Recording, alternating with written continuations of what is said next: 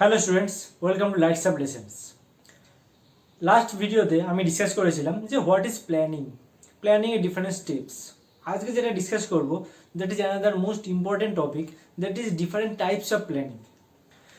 দেখো, প্রত্যেকটা অর্গানাইজেশন তাদের নিজস্ব কিছু অর্গানাইজেশনাল কালচার থাকে, তাদের এনভায়রনমেন্ট থাকে, তাদের ওয়ার্ক এথিক্সটা আলাদা, তাদের হয়তো অবজেক্টিভসটা আলাদা। কোনো অর্গানাইজেশন সেটা হলো সার্ভিস সেক্টর, তারা শুধু সার্ভিস প্রোভাইড করে। ফর এক্সাম্পল, কোনো হোটেল ইন্ডাস্ট্রি বা হসপিটাল ইন্ডাস্ট্রি।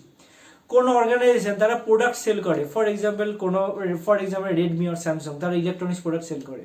সো তাদের স্ট্র্যাটেজি, তাদের প্ল্যানিং, তাদের প্রত্যেকটা কাজের জন্য যে প্ল্যানিং থাকে সেগুলো কিন্তু ডিফারেন্ট হয়। সো সেই জন্য planning, different types of planning কয়েকটা ফ্যাক্টরের উপর ডিপেন্ড করে। সো ফ্যাক্টরগুলো কী কী সেগুলো আমরা দেখে নেব, এবং কী কী টাইপের প্ল্যানিং হয় সেটাও আমরা দেখে নেবো আজকের এই ভিডিওতে।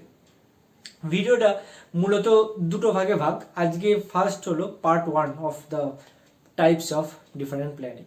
সো ফার্স্ট, দ্য প্ল্যানিং যেটা আছে, planning on the basis of use. যে প্ল্যানিং, আমি একটা প্ল্যান করেছি কোনো একটা কাজের জন্য, সেই প্ল্যানটা আমি কোথায় ইউজ করব বা কিভাবে ইউজ করব বা কি ভাবে বা কতবার ইউজ করব। সো যে ইউজ মিনস, এখানে বলা হয় হাউ মেনি টাইমস, কতবার আমি ইউজ করব।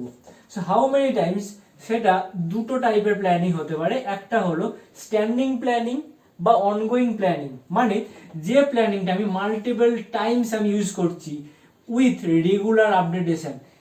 হতেই পারে একটা প্ল্যান আমি করলাম 2020 সালে দাঁড়িয়ে বা 2022 সালে দাঁড়িয়ে একটা প্ল্যান করলাম, 2030 সালেও হয়তো সেই প্ল্যানিংটাই লাগছে, বাট 2030 সালে ডেফিনেটলি আমাদের টেকনোলজি অনেক চেঞ্জ হবে, প্রত্যেকটা জিনিসের ভ্যালুয়েশন চেঞ্জ হবে।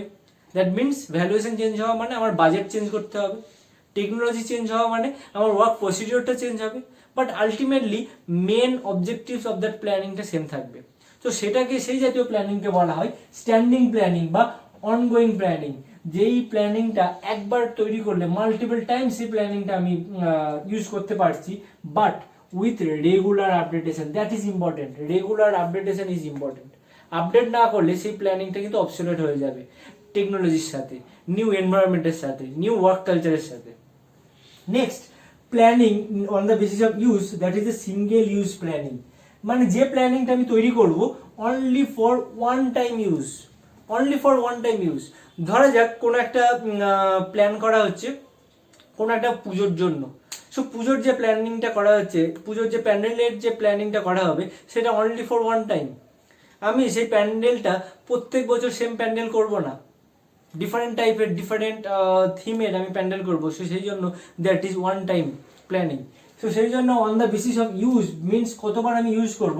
আমার প্ল্যানিংটা দুটো টাইপস, একটা হলো স্ট্যান্ডিং বা অনগোয়িং প্ল্যানিং, আর একটা হলো সিঙ্গেল ইউজ প্ল্যানিং। ওকে, নেক্সট যে ফ্যাক্টরটা আছে সেই ফ্যাক্টরটা হলো hierarchy, on the basis of hierarchy. Levels of management আমি ডিসকাস করেছিলাম, ডিফারেন্ট লেভেলস অফ ম্যানেজমেন্ট। একটা অর্গানাইজেশনে কি কি লেভেলস থাকে, মানে কি কি হায়ারার্কি থাকে। সেটা হতে পারে টপ লেভেল ম্যানেজমেন্ট, যারা একেবারে টপ এক্সিকিউটিভস, যারা CEO, board of director, managing director, company chairman, তারা টপ লেভেল ম্যানেজমেন্ট। সো সেই top level management on the basis of that hierarchy, সেই টপ লেভেল ম্যানেজমেন্ট যে প্ল্যানিংটা তৈরি করে তাকে বলা হয় কর্পোরেট প্ল্যানিং, বা অনেক সময় একেও বলা হয় স্ট্র্যাটেজিক প্ল্যানিং। কেন strategic planning? Because top level management যে প্ল্যানিংটা দিচ্ছে সেই প্ল্যানিংটা একটা স্ট্র্যাটেজি তৈরি করে for overall company, overall whole company. এবার টপ লেভেল ম্যানেজমেন্ট কিভাবে প্ল্যানিং তৈরি করে? টপ লেভেল ম্যানেজমেন্ট তৈরি করে প্ল্যানিং ডিফারেন্ট এনভায়রনমেন্ট অ্যানালিসিস করে। একটা অর্গানাইজেশনের এনভায়রনমেন্ট কি কি টাইপ হতে পারে? মাইক্রো এনভায়রনমেন্ট বা ইন্টারনাল এনভায়রনমেন্ট, আর ম্যাক্রো এনভায়রনমেন্ট বা এক্সটার্নাল এনভায়রনমেন্ট। সো এই এনভায়রনমেন্টগুলো অ্যানালিসিস করে একটা স্ট্র্যাটেজি তৈরি করে, যে যাতে ওভারঅল কোম্পানিটার খুব ভালোভাবে গ্রোথ হয়। হতেই পারে আমি আমার প্ল্যানিং, আমি টপ লেভেল ম্যানেজমেন্ট বা আমি একটা কোম্পানির মালিক। সো আমার কোম্পানির এত কোটি টাকা আমার গ্রোথ দরকার বা রেভিনিউ দরকার, তার জন্য কি প্ল্যানিং, একটা ওভারঅল প্ল্যানিং আমি তৈরি করলাম। তার কি কি অ্যাডভার্টাইজিং স্ট্র্যাটেজি হতে হবে, তার কত সেলস হতে হবে, কত প্রোডাকশন হতে হবে, সেগুলো আমি প্ল্যানিং করছি। So that is corporate planning বা strategic planning. Next, tactic planning. So level of ম্যানেজমেন্টে আমার মিডিল লেভেলে কে থাকে? মিডিল লেভেলে থাকে মিড লেভেল বা intermediate level of management. So intermediate level of management যে প্ল্যানিংটা তৈরি করে তাকে বলা হয় ট্যাকটিক প্ল্যানিং। কেন ট্যাকটিক প্ল্যানিং? কারণ মিডিল লেভেল ম্যানেজমেন্ট কারা? Branch manager, area manager, zonal manager বা স্টেট ম্যানেজার, তারা বেসিক্যালি কি করে, তাদের আন্ডারে একটা particular sub unit, sub business unit যাকে বলে এসবিইউ, সাব বিজনেস ইউনিট থাকে। ফর এক্সাম্পল, দিল্লিতে হেড অফিস কোনো একটা কোম্পানি, বাট ওয়েস্ট বেঙ্গলের যে অপারেশনসটা হেড আছে লাইক স্টেট ম্যানেজার, তার আন্ডারে কোন ইউনিটটা আছে? পুরো এন্টায়ার ওয়েস্ট বেঙ্গল বা ধরা যাক পুরো ইস্টার্ন ইন্ডিয়া। সো এইটা একটা সাব ইউনিট। এই ইউনিটের ডেভেলপের জন্য যা যা স্ট্র্যাটেজি, যা যা প্ল্যানিং করবে, সেই প্ল্যানিংটাকে বলা হয় tactic planning. So tactic planning is basically created by mid level management for the sub unit of the business. Next level of ম্যানেজমেন্টে সবচেয়ে ডাউনে কে থাকে? লোয়ার লেভেল ম্যানেজমেন্ট বা ডাউন লেভেল ম্যানেজমেন্ট। তারা বেসিক্যালি কি করে? তারা basically day to day operation করে। তাদের যে আপার লেভেল ম্যানেজার, তারা তাকে কিছু একটা বলে দিল যে এই কাজটা আজকের মধ্যে কমপ্লিট করতে হবে। সেই যে কমপ্লিট করতে হবে তার জন্য কি দরকার? তার জন্য ডে টু ডে অপারেশনটা দরকার, ডে টু ডে অপারেশনগুলো ঠিকঠাক করা দরকার। তো সেইটাকে করার জন্য যে প্ল্যানিংটা করা হয় সেটাকে বলা হয় operational planning. Operational planning is basically created by the lower management for daily work. Okay, so for daily work. Next, planning এর ফ্যাক্টর হলো jurisdiction. Jurisdiction means what? Jurisdiction means কার আন্ডারে কতটা এরিয়া, তার পাওয়ার কত, তার অথরিটি কতটা, সেটাকে বলে jurisdiction. So jurisdiction, on the basis of jurisdiction, planning দুটো টাইপ, একটা হলো ওভারঅল প্ল্যানিং, একটা হলো ডেরিভেটিভ প্ল্যানিং। সো ওভারঅল প্ল্যানিংটা কি? ওভারঅল প্ল্যানিং যে প্ল্যানিংটা করা হচ্ছে ফর ওভারঅল অর্গানাইজেশনে, বেসিক্যালি যে যারা টপ লেভেল ম্যানেজমেন্ট তারা এই প্ল্যানিংটা করে, যে ওভারঅল প্ল্যানিং। কারণ টপ লেভেল ম্যানেজমেন্ট যে থাকে তার আন্ডারে, তার জুরিসডিকশনে ওভারঅল কোম্পানিটাই কিন্তু পড়ে। For example, board of director যারা আছে লাইক মার্কেটিং ডিরেক্টর বা ম্যানেজিং ডিরেক্টর, সে কিন্তু ওভারঅল অর্গানাইজেশনের সে কিন্তু টপ।